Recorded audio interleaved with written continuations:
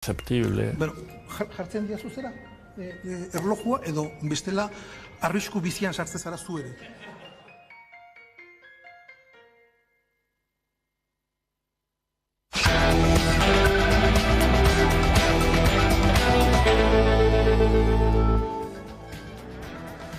Da LGTBI pertsonentzat, harrotasunaren nazioarteko eguna da eta. Legeetan LGTBI kolektiboentzat aurrera pausoak eman diren arren, eskuinaren eta are ezkerreko sektore batzuen jazarpena piztu egin da. Egoera honetan, gaur faxismoari aurre egiteko helburuarekin aurrera begiratzeko eta mugimenduak artikulatzeko dei egin dute eragileek. Aipatutako aurrerapen berrietako bat, transpertsonen berdintasun erreal eta eraginkorrerako eta LGTBI eskubideen bermerako legea da. Eusko Jaurlaritzako Gobernu Kontseiluak haurren eta nerabeen lege proiektua onartu du. Nerea Melgoza sailburuak azaldu duenez, legearen xedea adingabeen oinarrizko giza eskubideak eta askatasunerako bermatzea da. Eta babesteko egoera kaltegarrietan sustatu, prebenitu eta esku hartzea dute ardatz. Bai indarkeria kasuetan, bai familian babesik ez dagoenean. Beren eskubideak benetan ezagutu, errespetatu eta erabiltzeko politikak eta ekintzak sustatzea. Inbestidura saioen atarian egonik, EAJ eta PSE foru gobernuetarako itunak iztenen hasi dira. Udal eta foru hauteskundeen ostean aliantza berritu ondoren, foru gobernuetarako akordioak izten hasi dira bihar Gipuzkoako inbestidura saioa izango da batzar nagusietan, eta azken egunetan EAJ eta PSN gobernu akordio bat negoziatzen aritu dira. PSeko Arabako idazkari nagusia den González gobernantza kolaboratiboa ezartzeko saio bat iragarri zuen.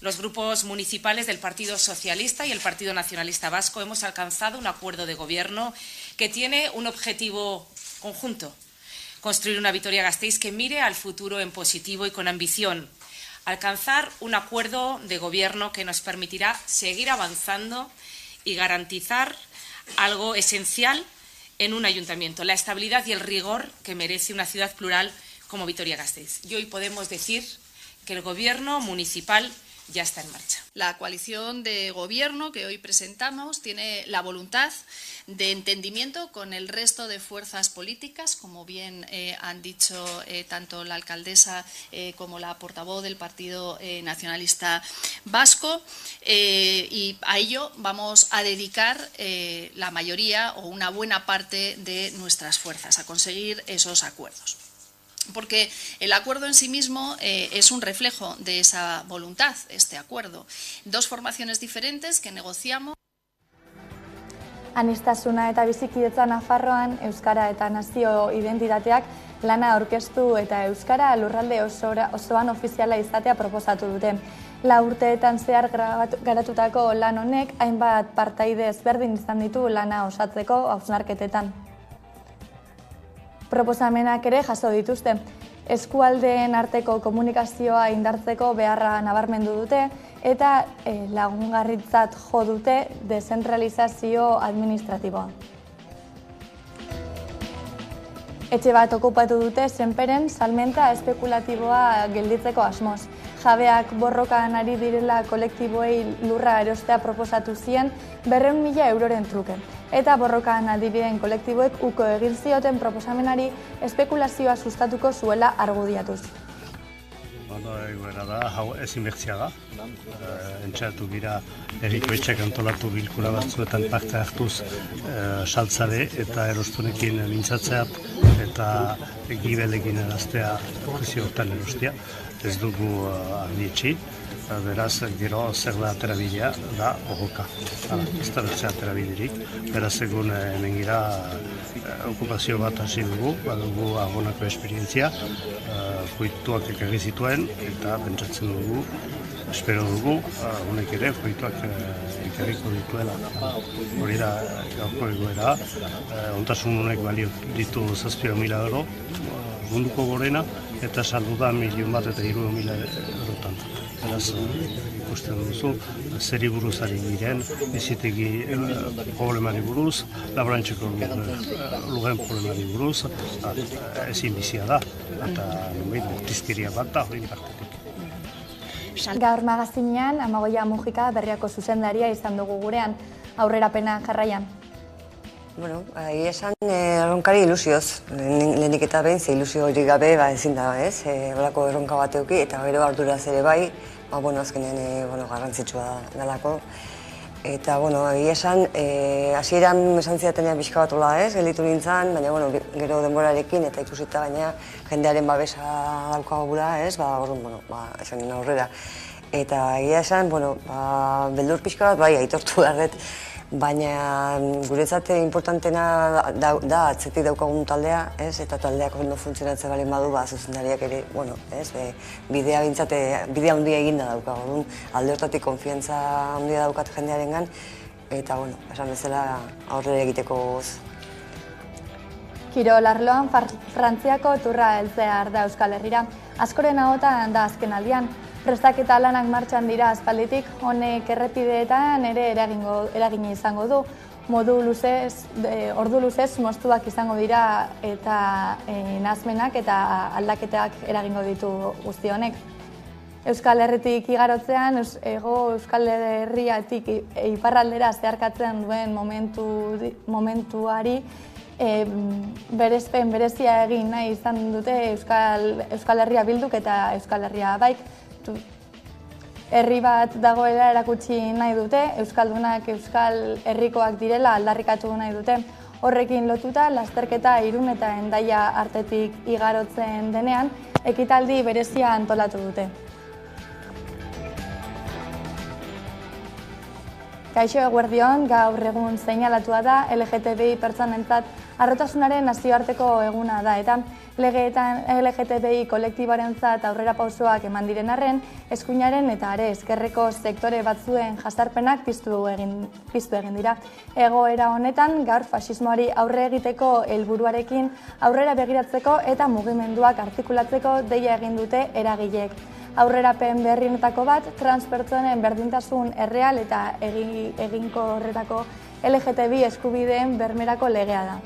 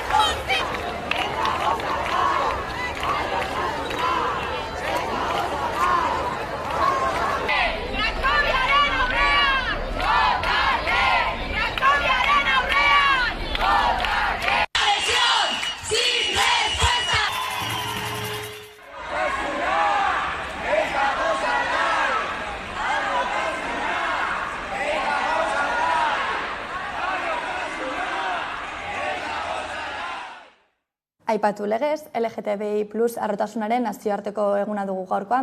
Bada Euskal LGTBI+ behatokiak elkarretaratzea egin du Bilbon goizean. Protestan 2021 Bilbon izan ziren pertsona homosexualen eta bisexualen hilketak argitzeko eskatu du erakundeak. Horrez gain, Euskal LGTBI+ lege integrala beharrezkoa dela aldarrikatu du behatokiak.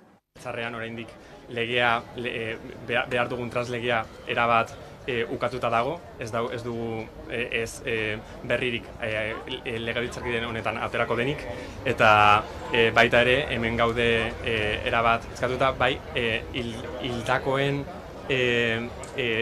kasua irekitza posibla den edo ez. Justizian oraindik ez dute hezkuntzarik jaso zentzu honetan ikasteko eta baita ere sentsibilizazio giza parte hartzeko gai honetan. Badakigu kasu askotan berri samarra izan daitekeela, baina egia izan da badaukagu legeak eta posible izango litzateke aurrera ateratzen. Eragileok defendatzen dute elkar zaintzea, artikulatzea eta Euskal Herriko gune txikietan ere mugimendu berriak sortzea. Eta gaurko egunari omen egiteko eta gaurko egunaren jatorria aztertu dugu. Ikusi.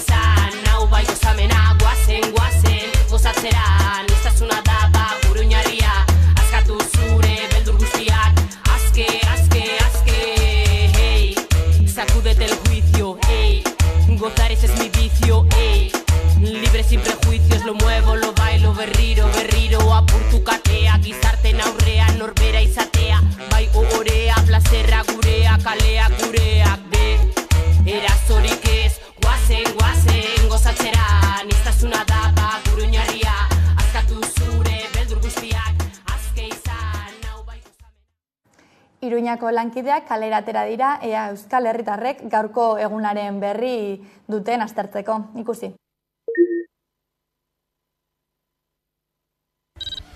Bihar ikainak goitaz, orain buruan ez. Bai, LTBko eguna bai. Ez nahi zentratu. Harrotasun eguna. Bai, kuadrian baditugu batzu, badaudela sartuta edo badutela hango harremanekin eta bai, haiekin alde. Eta gero, azten zarenean haiekin izketan, ulertzen dizuete, bere kasuak zepastu dire eta hola. Bizibilitatearen arloan, identitate sexualaren inguruan edo genero identitatearen inguruan, erosotasun gehiago egotea gizartearen baitan, edo hala ere, genero aldarrikapenetan, erosotasun edo askatasun gehiago egotea bai heteropatriarkatuaren ederua den kontra edo genero binarismoaren aratago joteko. Aniztasuna, berdintasuna eta, errespetua. Denak berdinak gara, denak eskubideak berdinak denontzat. Pila bat. Pila, LGTB-fobia pila bat dago. Uste dut baiet, orain dikan, igual Iruñan ez da ikusten asko, baina bai entzuten duzun Madrilen eta hola, eta pentsatzen duzu azkenean, orain dikan jendea pentsatzen duela dagoela beste siglo batean. Bai, holan. Egunerokotasunean, lanean, edo, bizitzaren arlo gehienetan, bai irainetan, bai hori aukeretan, bizitzeko aukeretan, edo, lan arloan, alokairua, guzti hainbatetan. Musika, artean, eszenatokietan, ez dakit, tabernetan. Bai, gaur egun uste dut dagola, lehen baino gitxiago nik uste dut gizartearen baitan, orain badagola, como azeptazio gehiago, baina ala ere asko geratzen dela. Ez dut uste. Batzu, eskuina muturra bai, baina bestea jendeen arruntan tartean ez, nire ustez ez. Lamoreako H&M dendako langileak 200 egun bete dituzte greban. Eros ahalmenaren 125% galerak pilatzen dutela eta hilean 500 euro inguru kobratzen dutela salatu dute. Hori dela eta zaintza ekintza bat egin dute eta arropa oparitu dute udaletxeko plazan irudikatu duten azoka txiki batean. Langileek 2009tik soldatak izoztuta dituztela salatzen dute. Enpresak hitzarmenaren kontura soldata 3% igotzeko egindako proposamena kritikatu dute. Soldata hobekuntzak igande eta jaiegunetako irekitzearen aurkako neurriak eta enpleguak babestea eskatzen jarraituko dutela berretsi dute.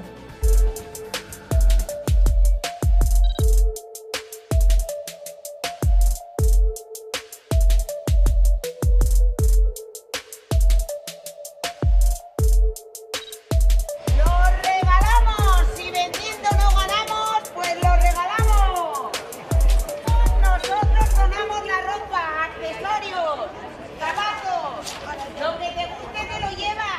hemen daude H&Mko Moreako langileak greban daramate 200 egun bere lan baldintzak hobetzeko objektuarekin.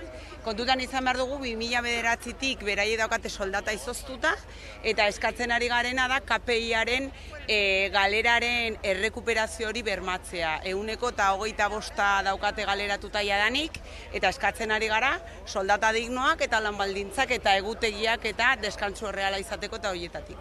Indarrez ondo dabiltzate. Kontutan izan behar dugu gainera langile hauek irabazi zutela aurreko erearen kaleratzen kontrako grebarekin eta denda honetan eta Euskal Herriko beste dendetan ez dira kaleratzerik egin, eta badakite mantendu behar dugula greba eta indarra mantendu behar dugula eta ekintzak egiten dena ikusteko. Etxe bat okupatu dute Senperen salmenta espekulatiboa gelditzeko asmoz. ELB laborarien sindikatua, Lursaitia elkartea, Ostia Sarea eta herrian sorturiko kolektiboaren babesean okupazioa abiatu dute 40 herritarrek. Jabeak borrokan ari direla kolektiboei lurra erostea proposatu zien 200.000 euroren truke.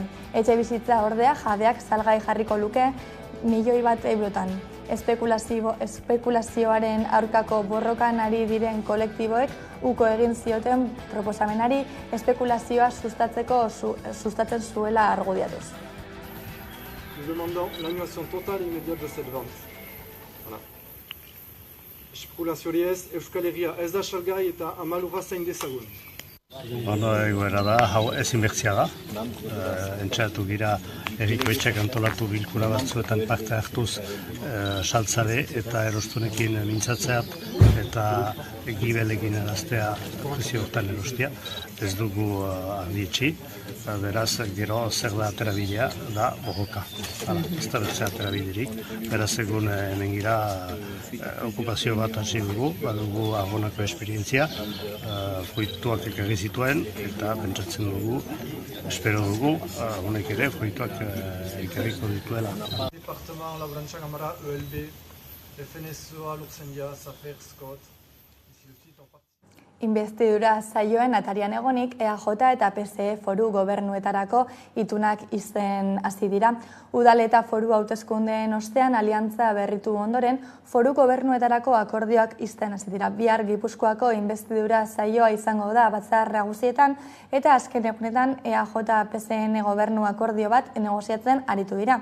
PSE-ko Arabako idazkari nagusia den Gonzálezek esan zuen Araba elkarrizketan ardaztu egotean nahi duela, elkarrizketa politikoaren bidez eta entzuketa nazionalarekin. Gainera, gobernantza kolaboratiboa ezartzeko saio bat iragarri zuen.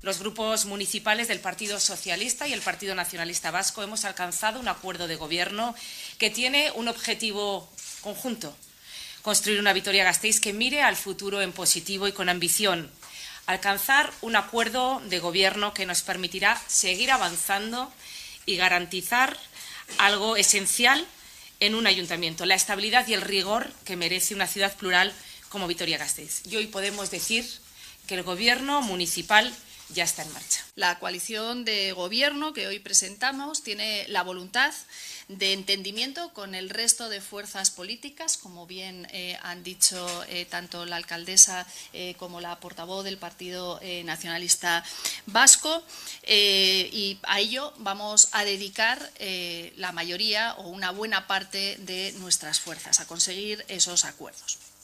Porque el acuerdo en sí mismo es un reflejo de esa voluntad, este acuerdo. Dos formaciones diferentes que negociamos. Atzo hasi zituen Unai Ubaldek Nafarroako Parlamentuko presidenteak alderdiekin bilerak. Voxek eta PPek txibite sozialistaren hautagaitza errefusatuko dutela iragarri dute, eta zurekin Nafarroak elkarrizketak hasiera fase batean daudela ohartarazi du. Gaur geroa bai EH Bildu, PSN eta UPNren txanda izango da.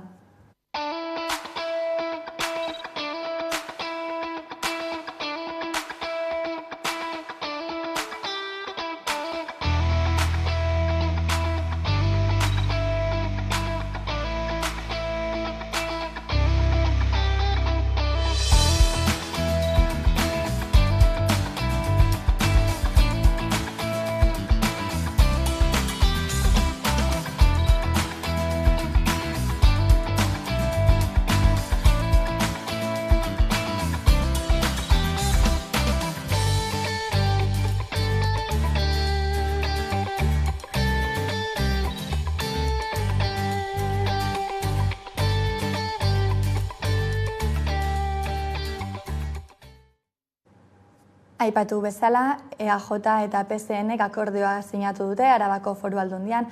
Akordioak 4 ardatz nagusi ditu, ekonomiaren eraldaketa, zaintza arloarekin eta planetarekin konpromisoa, eta Araba kolaboratibo bat izatea. Bi alderdiek akordioa sinatu dute lurralde bateratuagoa eta orekatuagoa lortzeko helburarekin. Ostegun honetan inbestidura saioa izango da, bertan Ramiro González Aldun nagusia izendatuko dute.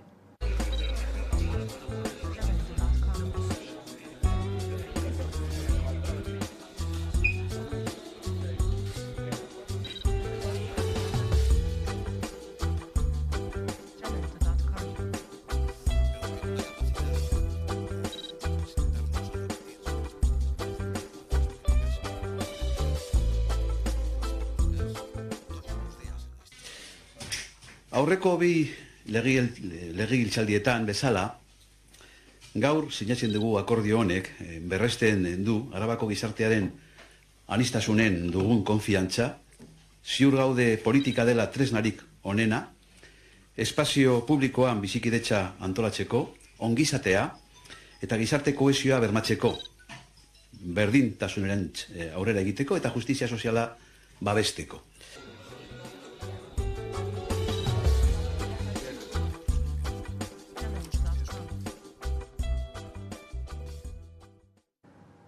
Espainiako gorteetarako hauteskundeak aurreratu dituztenez, Espainiako gorteetan ezin izango dira hainbat lege onartu, denbora falta dela eta. Baina foruen horren ordez, zenbait errege dekretu sartuko dira indarrean. Horiek horrela, izatezko bikoteek 15 eguneko baimena hartzeko eta hanstura onkologikorako eskubidea dute Hego Euskal Herrian. Horrez gain, inflazioaren aurkako neurri asko beste 6 hilabetez luzatzea erabaki du Madrilek. Espainiako gorteetarako hauteskundeak aurreratu dituztenez, Espainiako gorteetan ezin izango dira hainbat lege onartu denbora falta dela eta. Besteak beste, Jone Belarraren ministerioak prestatutako familien legea ezin izango da onartu. Baina indarrean sartu den errege dekretu batek zenbait lege eta arau erformatuko ditu familien legeak arautuko zituen zenbait neurri indarrean sartu ahal izateko. Horietako bat izatezko bikotekidekin lotuta dago. Izan ere, ezkontzen diren bikoteek 15 eguneko baimen hartzeko eskubidea dute, eta orain baita izatezko bikoteek ere. Horrez gain urtean 5 egun hartu ahal izango dira edozein bizikide zaintzeko. Gurasoek ere 8 baimen hartzeko aukera izango dute, osorik edo zatika, haien seme-alabak zaintzeko. Ez dute soldatarik izango aste horietan eta aurrek 8 urte bete arte baliatu ahalko dute. Eta errege dekretuez hanstura onkologikorako eskubidea garatu du Espainiako gobernuak. Hala hegoaldean minbizi izan dutenek ez dute berezitarik izango aurreantzean aseguru bat kontratatzean. Izan ere, minbiziaren aurkako tratamendua amaitu eta 5 urtera gaixotasuna izan dutenek ez diete haien aurrekari onkologikoen berri eman beharko aseguruetzei bizi aseguru bat eskatzeko garaian. Eta neurriez, inflazioaren aurkako neurriak gutxitu izateko eskariak hauteskunde egutegierekin bat egin du. Eta Espainiako gobernuak erabaki du laguntza gehienak urte amaitu arte luzatzea. Jaurlaritzak onartu du beste 6 milioi euro jartzea garraio publikoko deskonturako. Baina Bizkaian burokrazia arazoak daude neurri aplikatu ahal izateko. Uztailaren 12an izango dute kontseilu nagusia. Edonolare, Bilbobusek eta Bizkaibusek tarifen 50%ko deskontuak eskaintzen jarraituko dute. Eta Metro Bilbaok 50%ko murrizketa aplikatuko du berriro, bere kontseiluan murrizketa berri bat onartu ondoren, eta Bizkaiko aldizkari ofizialean argitaratu ostean. Eusko Jaurlaritzako Gobernu Kontseiluak haurren eta nerabeen lege proiektua onartu du. Nerea Melgoza sailburuak azaldu duenez, legearen xedea da adingabeen oinarrizko giza eskubideak eta askatasunak bermatzea. Berrikuntza nagusia da adingabeak babestu beharreko subjektu izateari utzi eta euren eskubideen jabe bihurtuko direla.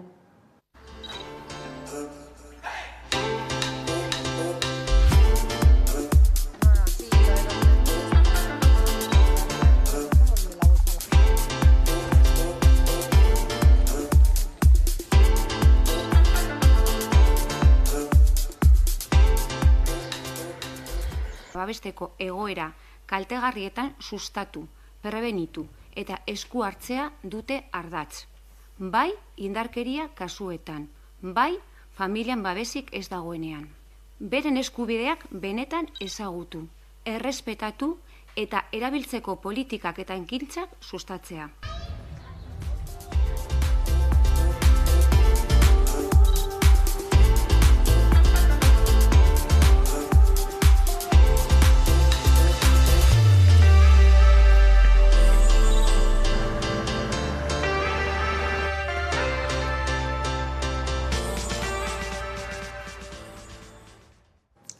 Uztailaren 5ean martxan jarriko da Bilbo-Iruña Alababusen autobus linea. Zerbitzu berri honekin Arabako garraioaren plan zuzentzailea amaitutzat eman da. Lineak autobus berriak maiztasun gehiago oinarrizko tarifak 144 itxiagoak eta deskontu gehigarriak bat txartelarekin izango ditu.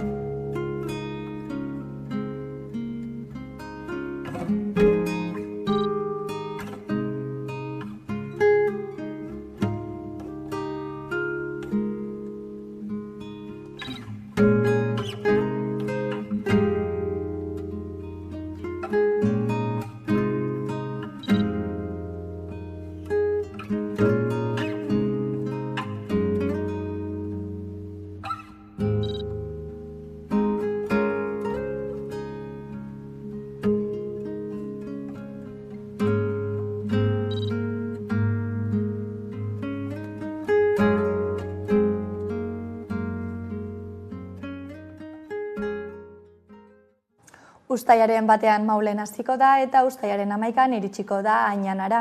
Gazte talde batek Euskal Herria zeharkatuko du euskal kultura, osasuna, ekologia eta parekidetasuna balioak sustatzeko nahian. Guztira 125 gaztek parte hartuko dute ekitaldian aurten.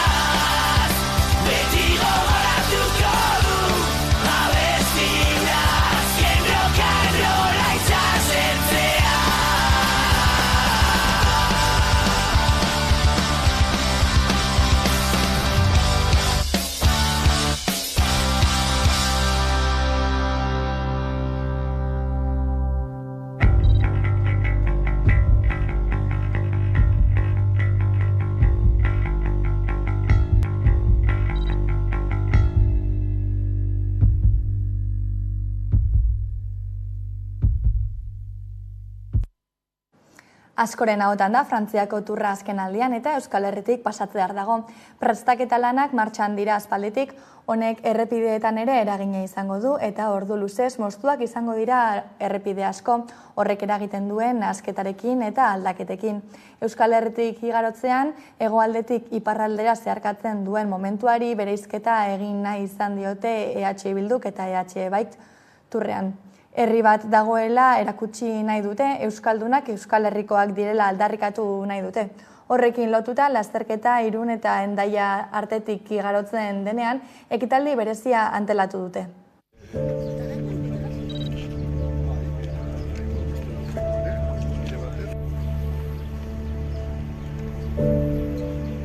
Aukera paregabea dugu munduari erakusteko hemen bi estatutan banatutako herri bat dagoela.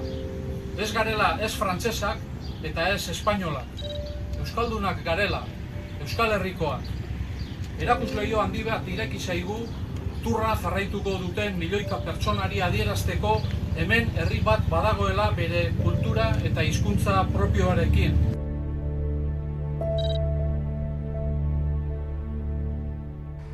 Euskal Herriak erabaki Basque Decide leloa duten 60.000 ikurrin banatuko ditu gure eskukturrean. Erabakitzeko eskubidearen aldeko aldarria mundu osora zabaltzeko. Eta ez daukagu dudarik turra indarrean eta martxan egongo den egun horietan, ertzaintza osatzen duten profesionalek beti egin duten bezala profesionaltasunez erantzungo diotela beraien beharrari.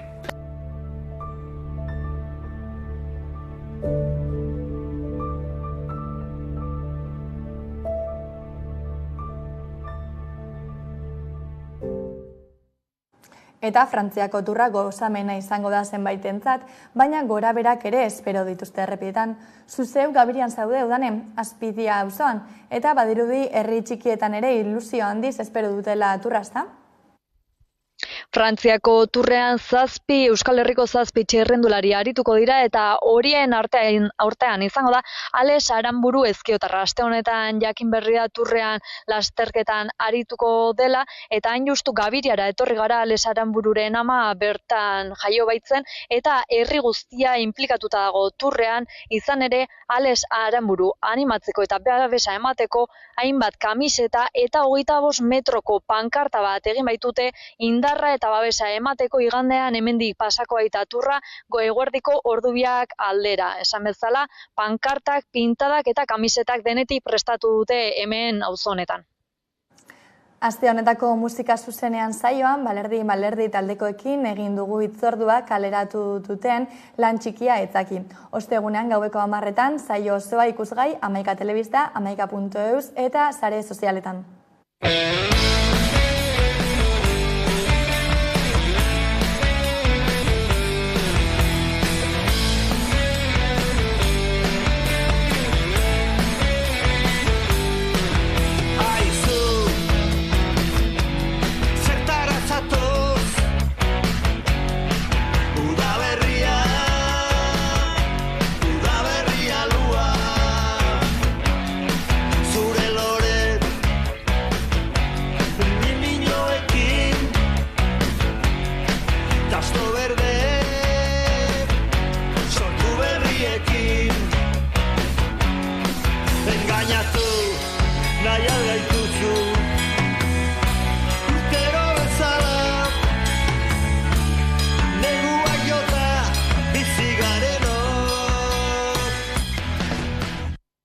Gaurkoan Amagoia Mujika izan dugu gurean eguerdiko magazinean eta haren elkarrizketarekin utziko zaituztegu jarraian.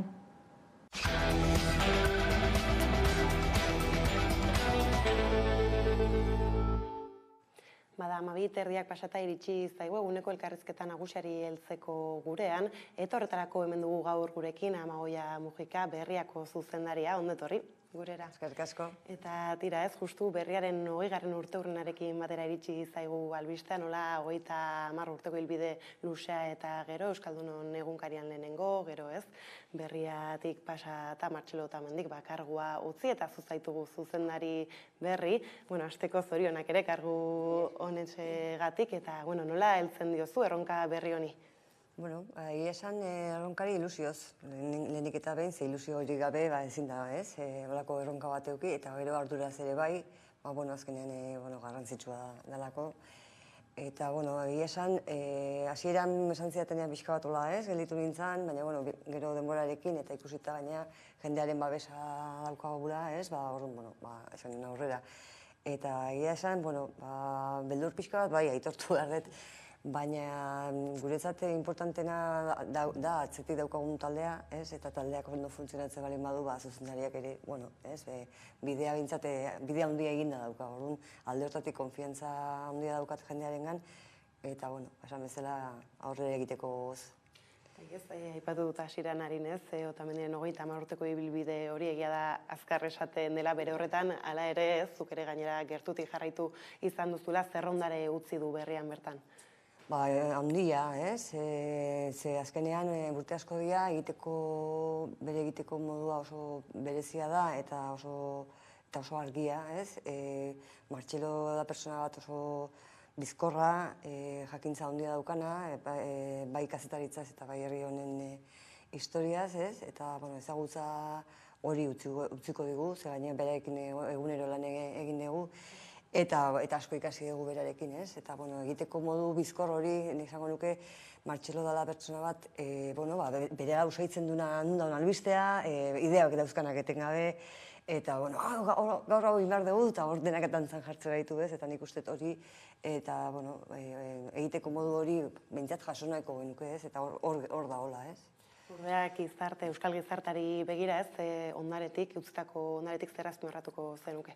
Lehen esan deten bezala, jakintza handia dauka Martxelok, eta iruditzen zait euskal gizartean ere enbaixadore primerakoa daukagula, ez? Eta hor egon da, jende guztia ezagutzen du, eta hor euskararen gatik egindako lan guzti hori, nola azaltzen duen, ez? Eta herri honek dauzkan beharretatik ere nola utzi dizkigun hainbat gauza, ez? Oso zaila da neurtzen, ez? Martxelo da pertsona bat asko ematen duna, eta nik uste dut oraindik ere eta gaurtik aurrera ere jarraituko dula gizarte honi ekarpena handia egiten.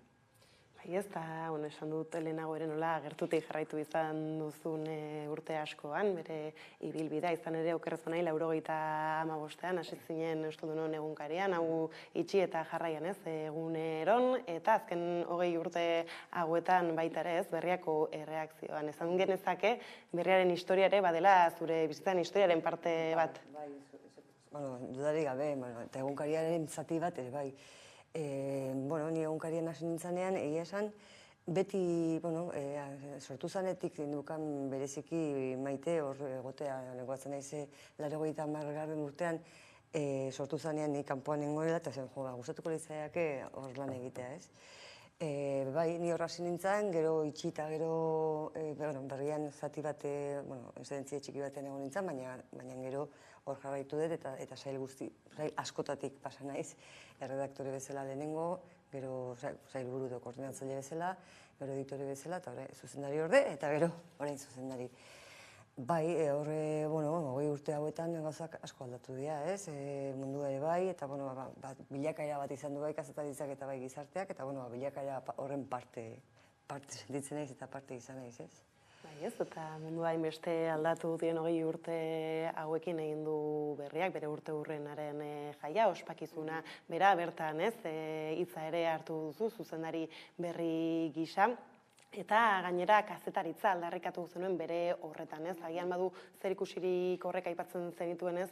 Mugimendu guzti hauekin? Bai, dudarik gabe, aldaketa handia datorkigu orain, baina beti 20 urte hauetan, beti aldatzen jundia gauzak, ez? Eta beti egin ditugu prozesuak egokitzeko zetorkigunari, ez?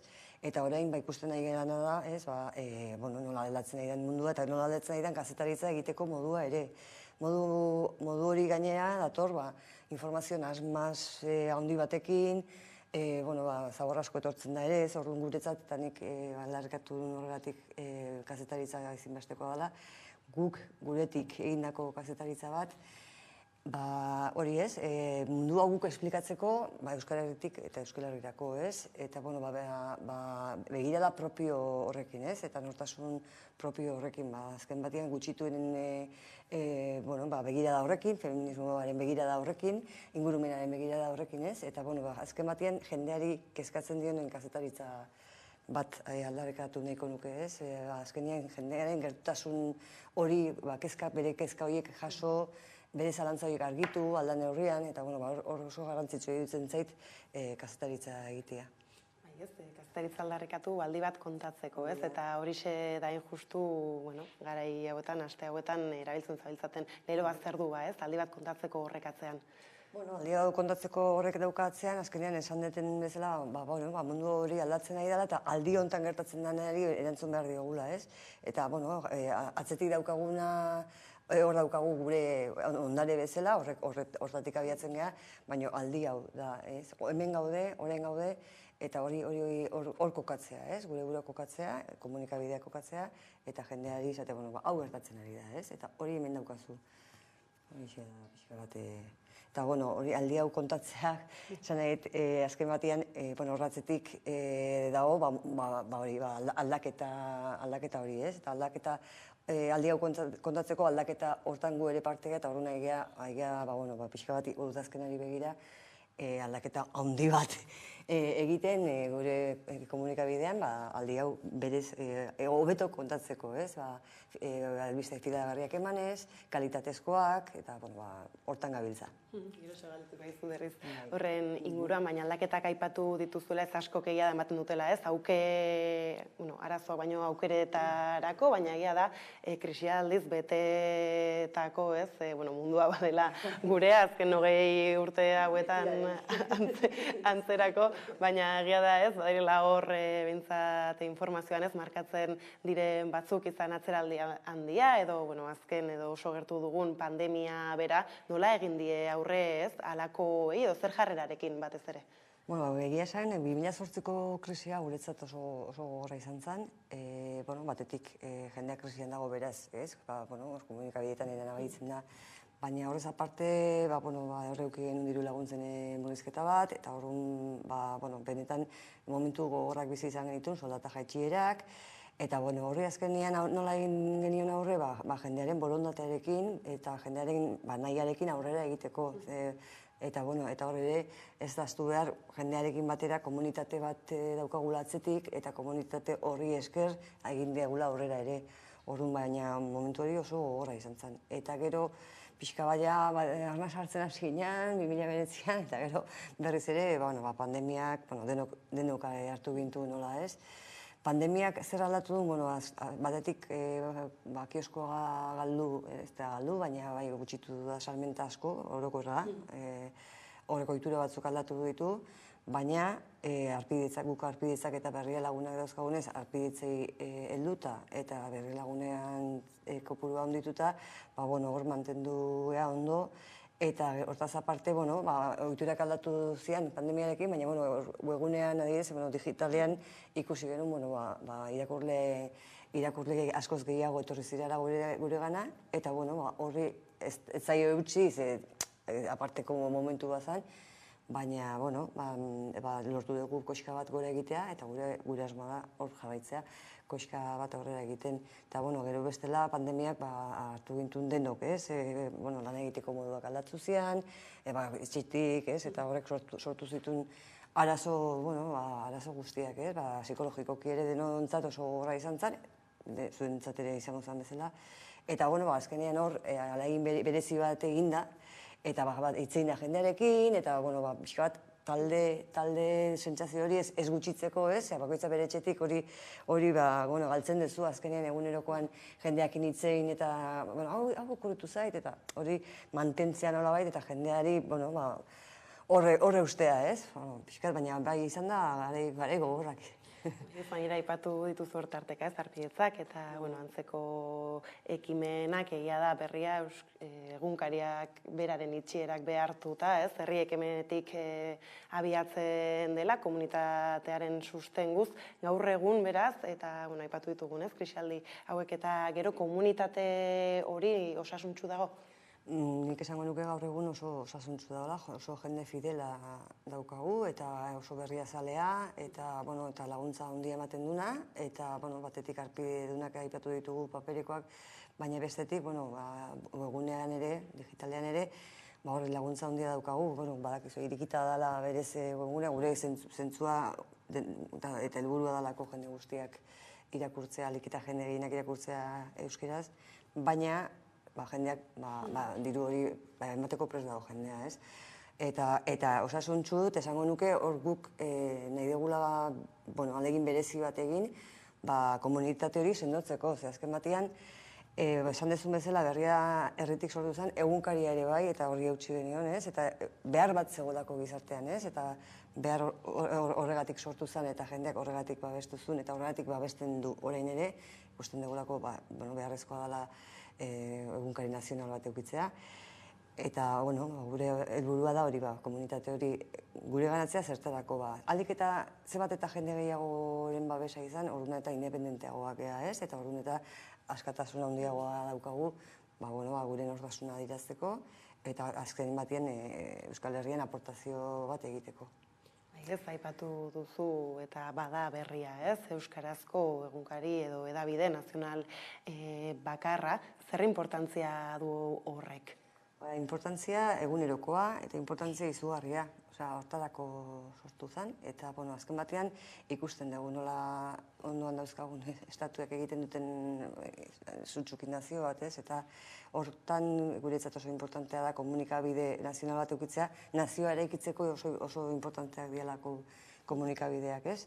Eta hori argi daukagu eguneroko lanean, dauden arazoak nola gainditu, ez? Badakigu, administrazio menpe gaude, horrek arazo asko sortze ditu, datuak lortzeko, informazioa bateratzeko, batzutan ez daukagu, horre osotasunen erakustea askotan zaila izaten da, baina, zailtasun horiek zailtasun, hori da gure egin beharra, eta hortan jarraituko dugu. Bai ez, Euskaraz eta nazionala egia da, apaltzen joan dela, edo entzuten dugula maiz ez, apaltzen joan dela Euskal Herriko identitatea, edo agian ez, jendeak zerekin lotzen dituen eta bar, horrek nabaritzen dira gero berrian bertan alako ez dakit den komunitatearen galera bat, edo... Adibidea jarriko dizut ez, gero gaur egun, orentxe bertan, bekadunak datoz ez, eta nabaritzen dugu, bekadunek EAE, Nafarroa erabiltzen dituztela, eta oso era naturalean, lehenengo ikasgaietako bat hori da gurean, eta ikasten dute, eta gero ez, kontzientzia hori hartzen dute, baina gizartean apaldu da, ez, iruditeria hori, eta horren kontra egin behar da egunero, ez, eta holakoxia da momentu hau, eta baina egia da, hor ikusten dela, ez, belaunaldi gazteagoetan ez dagoela igual lehen zegoen zea hori, ez, horri aurre egin behar zaio. Bai ez, behintzat alaxe ere egiten da herria ez, irakaspen horiekin eta gainera irakurleok ere ez nabaritzen dugun zerbait. Bada, aldi berean ez, identitatearekin lotuta ere gurean badator hizkuntza bera, euskara, eta honetaz ere ez ikusten ditugu datuak, azken urteetakoak, jakitea berez gora, erabilera bera, horren isla ere bada hainbatean, berria diot, erabiltzaileei dagokienez nabaritu den. Erabiltzaile dagokienez momentuz ez da nabari. Esan dizut, lehen badaukagula jarraitzaile edo babesle fidagarri bat, baina egia da, horren aurka edo horren ez badegu ezer egiten nabarituko dela, esan dezun bezala, gero eta jende gehiagok ezagutza dauka, baina erabilera, ez da sozializatzen, ez? Euskara ez da sozializatzeko hizkuntza bat askorentzat, ez? Erderara jotzen da. Baina hor daukagu erronka, ez? Hor eustea, euskalgintzarekin batera, euskal komunikabideekin batera, hor talde sendo bat sortzea, horri aurre egiteko, eta jenderi esateko bida. Hemen euskaraz daukazu hau, baina ez dakazu beste inun, ez? Hau da, guk emanen dezakeguna, eta nik uste hori dela egin behar deguna, eta denak batera, ze bestela, azkenean kontsumitzeko era horiek aldatzen balin baitzu gero zaila da, ez? Bultatzea horren, nolabait egin behar dugu indar horretan. Ez beraz, bada kezkarik, baina euskarak egun bizi duen egoeran. Bai, kezka handia dago, baina, nik uste dut kezka hori beti egon dela, ze, azkenean hizkuntza gutxitu bagea, eta, kezkak aldatzen edo garatzen juten dira, ez? Baina, bai, kezka hori handia da, bai. Gainera, esango nuke gaur egun, bai dela diskurso bat nolabait normalizatzen, ez? Hau da, ez da hizkuntza gutxitu bat, ez? Ze maila berean dago, erderekin maila berean dago, eta orduan gu gea gainea, ez? Eskubideak urratze ditugunak, ez? Ikusten nahi hainbat hauzitan, ez? Nik uste diskurso hori normalizatzen den neurrian arriskutsua dela, eta horren kontra egin behar degula, baina berehala. Eta nola egin altzaile ez, berriatik adibidez aurre alakoei? Guk egiten duguna egiten, ahotsa ematen euskaldunei, eta euskaldun guztiei ahotsa ematen, ez? Eta nik uste hori dela gure premisa. Egia da hori ere izan behar duela indar nahikoa jendea erakartzeko. Eta honetaz aparte bai esatea euskaraz hitz egiten gabiltzala, ez? Bueno, ekarpena nabaria da berriarena, ez? Hizkuntzari lotuta eta bueno, euskal komunitateari lotuta, baina egia da, ez? Gero hainbat eta hainbat tresna ezberdin sortzen joan izan zaretela azken urte guzti hauetan tartean bada, ez? Eta guk kazetariok hain ezagun dugun eta bueno, herritarrek bueno, agian erabilera gitxiago, baina estilo liburuaz ari naiz hitz egiten, ez? Halako tresnek zer uzten dute agerian, ze beharra ere bada. Nik uste dut estilo liburua dela berriaren hanketako bat, handia. Estilo liburua guk egunero erabiltzen dugun tresna bada, eta gero estilo liburuak balio digu euskarazko kazetaritza eguneratzeko, kontzeptu berriak sortzeko, eta egunero berritzen di joan zea badat, liburu bat da, eta digitalean egunero sartzen dira kontzeptu berriak, eta gero guk gure kasuan irizpideak ere, deontologikoak ere badauzkagu, nola erabili behar ditugun hitzak, berdintasunaren horra hori, eta netzat tresna hori eskola bat da, eta hori lujoa da hori gurean eukitzea, eta gaine ikustea hori berritzen di joala. Azkenean, hizkuntza bizi bat sortzen du estilo liburuak, ez? Kazetaritza bizi bat. Hizkuntza aldatzen di joan neurrian, berritzen di joana, ez? Eta, gainera, nik uste gizarteari ere kontzeptu berriak eman dizkiola, eta esateko moduak, eta, hortxe jarraituko du. Etengabe moldatzen ari tresna bada hori, berria etengabe moldatzen ari den bezala hitz egiten gemintzalen, ez? Atzeraldi handiaz eta historian gertatutako, ez? Eta horre ere tartean bada aro digital berria, ez? Izan webguneak sortzen hastetik gaur egunera, ez? Sare sozialetan leku bat egin beharretik eta nola ikusten duzuzuk, ez? Nola moldatu den berria azken urte guzti hauetan? Nik uste, azkenean esan duten bezala, estilo liburuarekin bezala, kazetaritza bizia da, eta datorrenari eutsi behar zaio, eta eusteko modua da azken batean, jendearekin etengabeko prestaketa bat egitea, ez? Eta garaiekin datozen euskarri berrietara egokitzen jutea. Ez dago beste aukera. Egia da, taren xagoera aipatzen zenuen, ez da, nola informazioak ere ez, asko iristen direnak gaur egun, behiratu behar da ez, zer balio digun, zerrez, nondik jo behar den, zentzunetan ere bai eskatzen du tentu zibiltzagian ez, sare sozialak, eta antzekoak diren guztiak adimen artifiziala ere ez, badauka hor, eta ikusi ditu azken honetan berriak ez, kazetaritzarekin lotuta, nola, langileak ere ez, enpresetatik bota dituzten, alako tresnak erabilita zein ardatzi helduta, ez? Ari da berria egunero eraldatzen. Azkenean ardatza betikoa da, eta da, lehen aipatu detena, kazetaritza egitea, ez?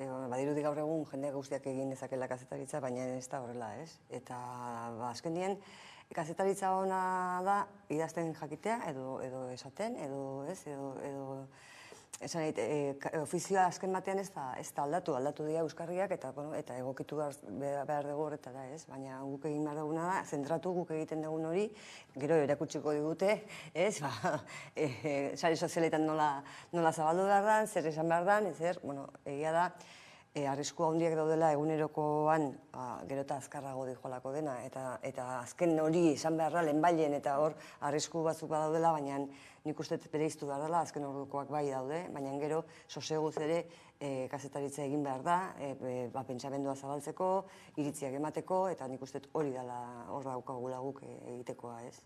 Horrekin lotuta era aipatu zu, ez? Udazkenean iritsiko dena, aldaketa handia potoloa, esan duzu, ez dakit ondo zehitzekin, baina, zer dator, zer aurreratu daiteke? Azken batean esan dizuten aldaketa hori dena, gu beti honga prozesutan sartuta, bai, azken batean egiten duzu gauza bat, eta gero beste bat egin behar dut, eta beste bat. Baina, nahi genunena zen, pixka bat, 20. urte urrena baliatu, aldaketa handi egiteko, eta aldaketa handi hori batez ere digitalizazioan dator.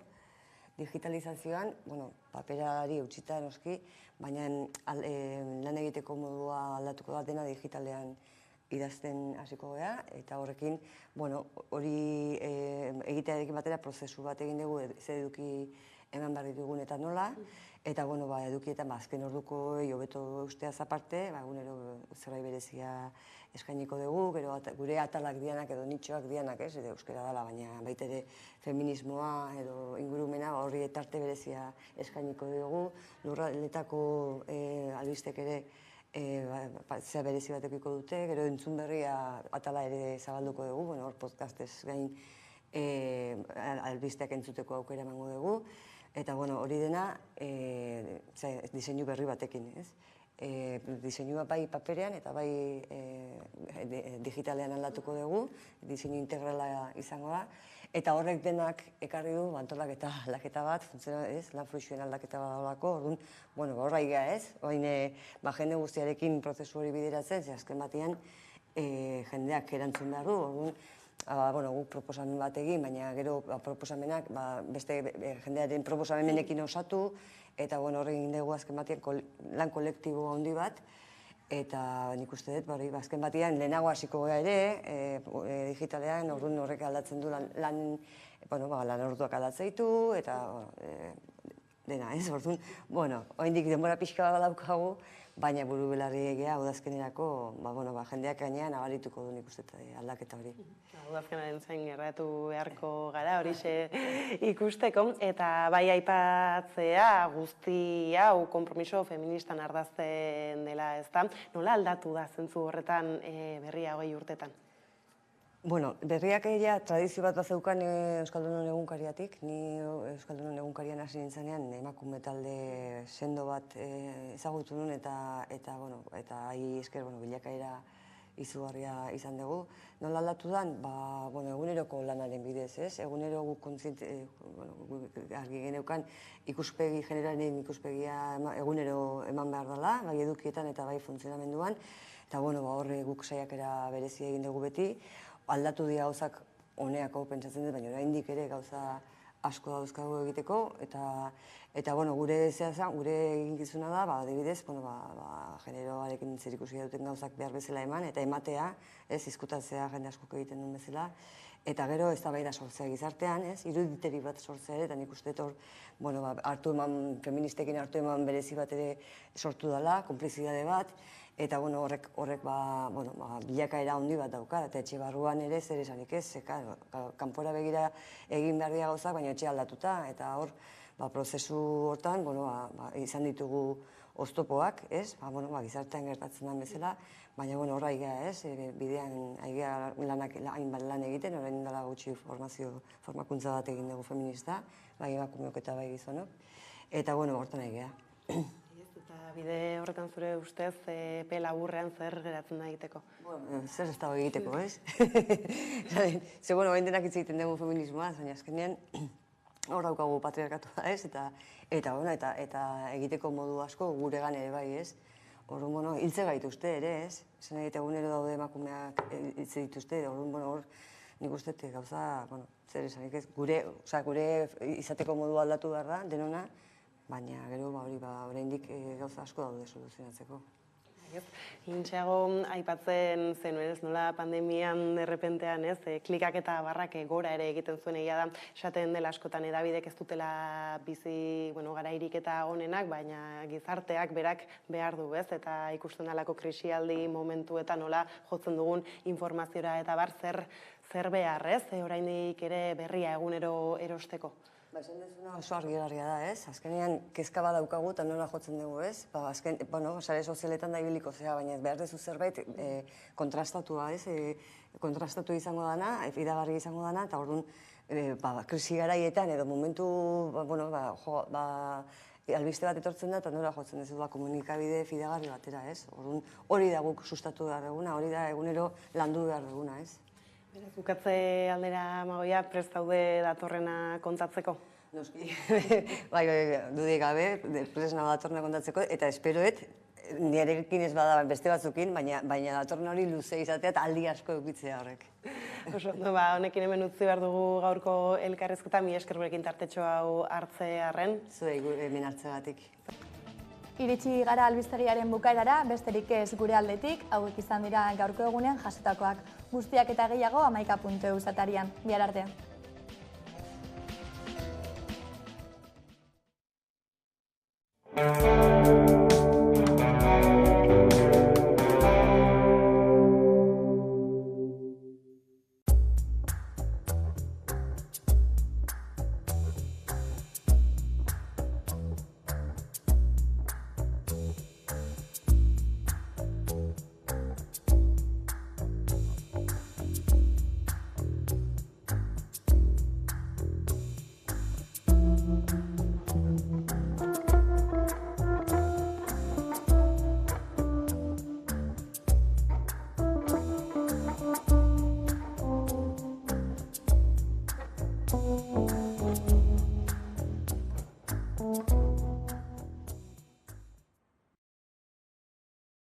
Genialenetako bat izan dek. Gure herri behar du Jeismari bezalako jende asko. Ez dakit berrozia ziren hori edo PNV-ko zerak, Austia Limpia. Jende batentzat arazoa da, ezin dugu eroxe Jeismari. Intelektual bat. Polifacéticoa, ¿eh? O sea, Tenía un sentido del humor muy perceptible. Pero, jartzen diazu zera, erlojua edo bestela arrisku bizian sartze zara zu ere.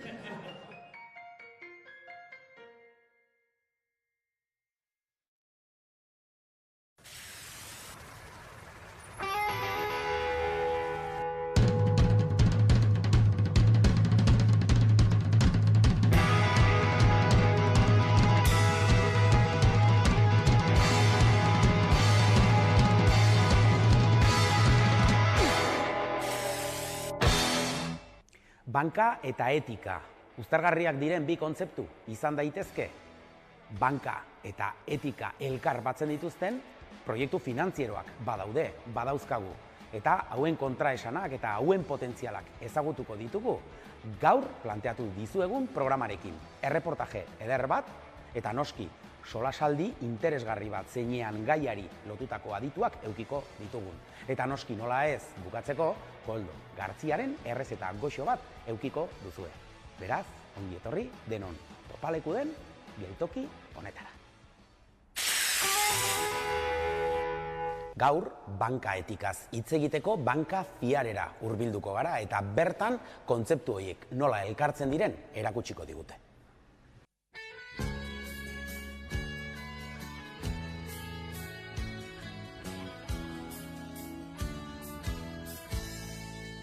Bueno, ikusten nun, banka etikoa Europa mailan zala, alde batetik kooperatiba bat, hau da, erakunde bat